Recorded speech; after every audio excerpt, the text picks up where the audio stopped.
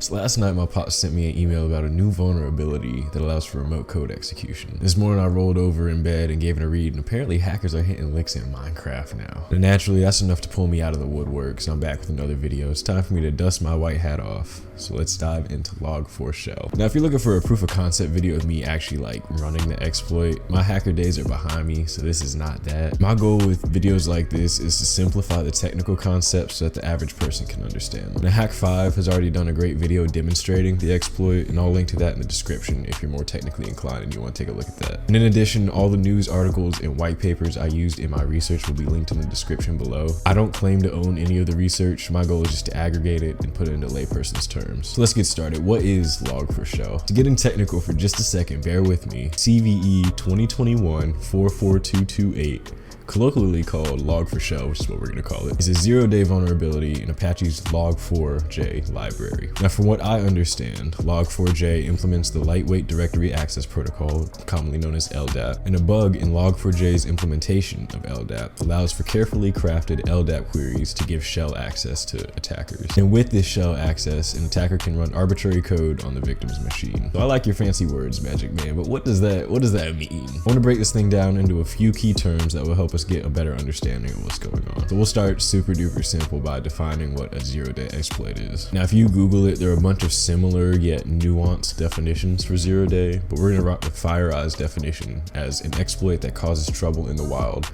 before developers can find it. And FireEye's definition actually checks out pretty well with the whole log4j situation. According to this Gizmodo article that I'm going to continue to reference because it's actually really good, this vulnerability was first discovered by a cloud security engineer at Alibaba, not Apache. So cool, now we know what a zero-day is. I think the next thing to cover is the log4j library itself. Now again, I'm hitting this at a high level. Bitdefender has a great article that gets into the weeds of the LDAP query exploit itself, and I'll link to that in the description. At a high level, log4j is a logging library that does something very simple, very mundane. It writes logs. Now apparently in the logging process, there's a bunch of pre-processing that occurs. For example, simplifying or expanding expressions and variables. Now, the example that Bitdefender gives in their article is substituting the expression user.username with a user's actual username in the log. Makes sense, right? Now with the log4j exploit, this pre-processing opens up the door for attackers to confuse the LDAP service and extract sensitive information to gain access. And once again, the Bitdefender article gets into the thick of the Java that was written that handles all this, but this video is all about hitting high points, so let's move on to remote code execution. So boom,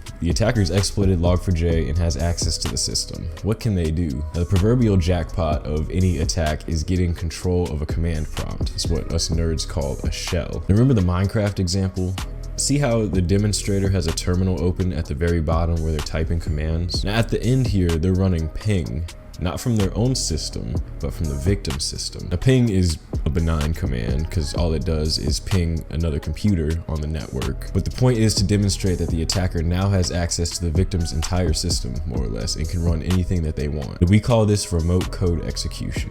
And if certain least privilege access measures that are kind of beyond the scope of this video aren't taken, hackers can have a field day. So what are people currently doing with this exploit? Another YouTuber by the name of Mental Outlaw did a great video going over some of the applications of this vulnerability, but I'll hit a few at a high level here. So when these types of vulnerabilities drop, the first things hackers usually do is scan the internet looking for vulnerable systems. The idea is if you cast a wide net, you're going to catch a lot of fish. And with all these machines that attackers gain access to, usually because they're unpatched, hackers can create botnets, which are distributed systems of machines that they've compromised. They're all controlled by one attacker working toward a common goal, either like a DDoS or some more examples that we're about to get into. A report by Daniel Palmer at ZDNet noted that these botnets are already being used for mining cryptocurrency. And beyond crypto, attackers are running the usual race of trying to harvest credentials using common payloads like Cobalt Strike. And another great article by Bitdefender pointed out that ransomware attacks are, of course, beginning to pop up within industry infrastructure. This zero-day was discovered a week or two ago. By the time I'm recording this, I'm late to the party. So has the problem been solved yet? Well, yes and no. Now, if you recall the CISA screenshot I showed y'all at the top of this video, as of December 15th, 2021, a patch has been released that completely disables equals JNDI and LDAP. And I want to reiterate, as end users, we have very little to be worried about. As a former cybersecurity intern, emphasis on intern, I can guarantee you that sysadmins in the industry are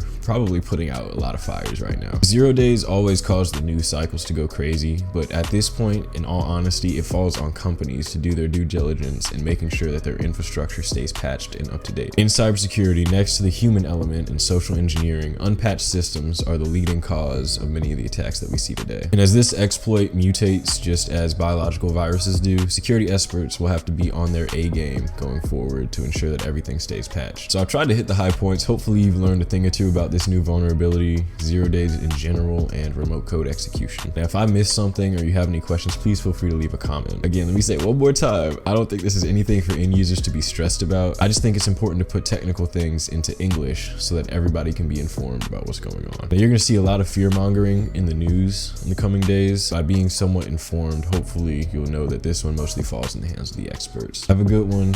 Take care. I'll see y'all in the next video.